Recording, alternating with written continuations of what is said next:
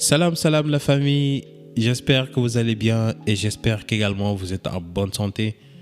Pour cet épisode, j'aimerais qu'on réponde à une question et certainement vous êtes posé celle-là et c'est comment devenir une meilleure personne. Moi, je vais essayer d'amener des éléments de réponse et comme d'habitude, vous le savez, sans plus tarder, Warto Podcast Jotna.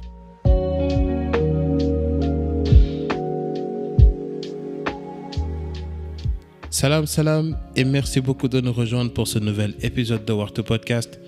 Mon nom est Mr. Lamsin et ici, nous traitons des sujets qui influencent notre temps et nos vies, que ce soit la santé mentale, le développement personnel, la spiritualité, le monde digital, voire les finances.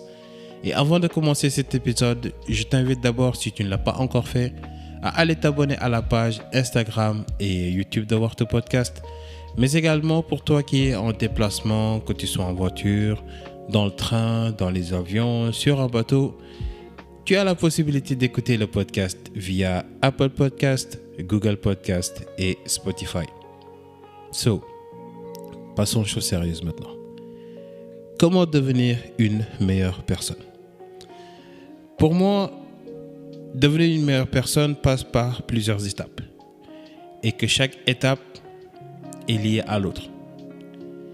Pour commencer, il faut d'abord apprendre à se connaître.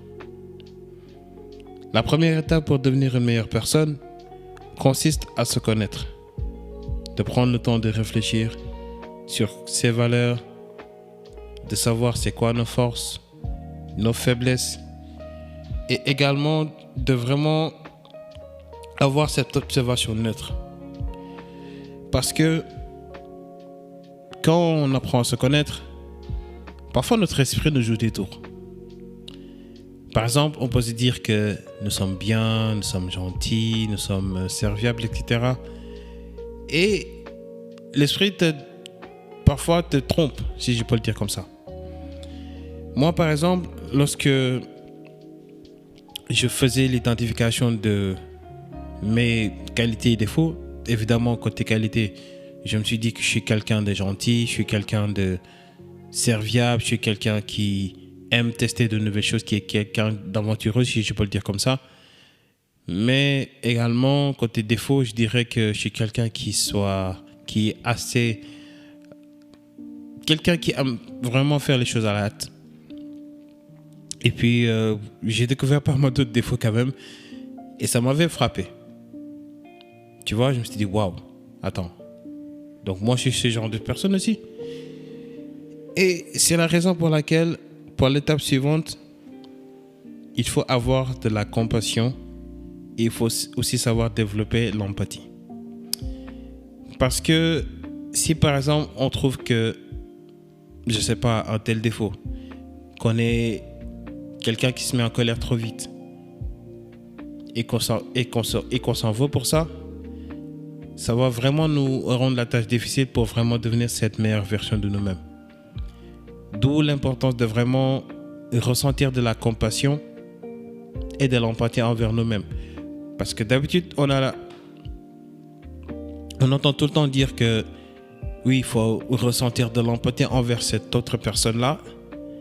Mais avant de vraiment donner cette empathie à l'autre personne, il faut d'abord nous donner cette empathie à nous-mêmes. Et moi, parfois, il m'arrivait de vraiment m'en vouloir. Et au final, je me dis, mais pourquoi je m'en veux autant en fait? D'accord, ce sont des défauts que j'ai, tout ça, mais ça ne vaut pas la peine de me condamner, comme on dit. Parce que en se condamnant, c'est comme si on se dit, non, c'est fini, je ne peux plus changer. Alors qu'au contraire, c'est bien possible de vraiment trouver, comme on dit, cette voie. Et d'ailleurs, c'est très important selon moi de savoir ressentir de la compassion et de l'empathie envers soi-même. Et vous voyez, ça nous permet également de vraiment mettre à la place des autres, ou bien de se mettre à la place des autres, et également d'avoir une relation plus profonde avec nous-mêmes. Pour la troisième partie, c'est apprendre de ses erreurs. Celle-là, je pense que c'est une leçon qui est vraiment importante parce que moi, un de mes défauts, c'est que je recommence la même erreur, mais je n'apprends jamais de cette leçon. Et paradoxalement, quand tu commets une erreur et que tu n'as pas tiré de leçon de cette erreur-là, la vie te ramène cette même erreur devant toi, jusqu'à ce que tu maîtrises la leçon. Moi, par exemple, une des erreurs que je commettais était de négliger ce que disaient les gens comme conseils et tips. Par exemple, on peut me dire que, je sais pas, t'aurais pas dû me parler comme ça. Ok, je ne vais plus le refaire. Et puis vient encore une autre situation où je ne me rends pas compte de cette erreur-là. Et on me reproche la même chose à chaque fois. Et à un moment donné, ça m'énervait. Je me disais, mais non, c'est vous le problème, c'est pas moi le problème. Mais après, lorsque tu te poses tranquillement dans ton coin, c'est là où tu comprends que forcément, ce que disent les gens à un moment donné, si c'est vrai. Et c'est là où j'ai vraiment appris à, comme on dit, écouter attentivement ce que disent les gens. Et pour moi, cette écoute attentive, elle est extrêmement importante parce que ça te permet de vraiment déceler au fait de ce qui est vrai de ce qui est faux. Et pour moi, l'étape suivante, c'est vraiment de cultiver la croissance personnelle. La croissance personnelle, d'abord, pour moi, c'est une sorte d'apprentissage et vraiment de se dire qu'on a la possibilité d'évoluer.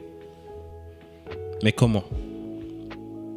Ça peut passer par la recherche de défis, tenter de nouvelles expériences, se fixer des objectifs réalistes, bien sûr, mais également de changer d'entourage. Parce qu'il faut comprendre que pour vraiment grandir, il faut un environnement sain. Parce que si on n'a pas d'environnement sain, impossible de grandir. D'ailleurs, il y a une vidéo que j'ai découverte sur Instagram. Et la femme racontait que elle avait acheté je pense que c'était un python. Et que cette python-là fait partie d'une espèce mais vraiment rare. Seulement, la femme l'avait gardé pendant plusieurs mois. Mais elle voyait que le python en réalité ne grandissait pas, ou bien grandissait que très peu.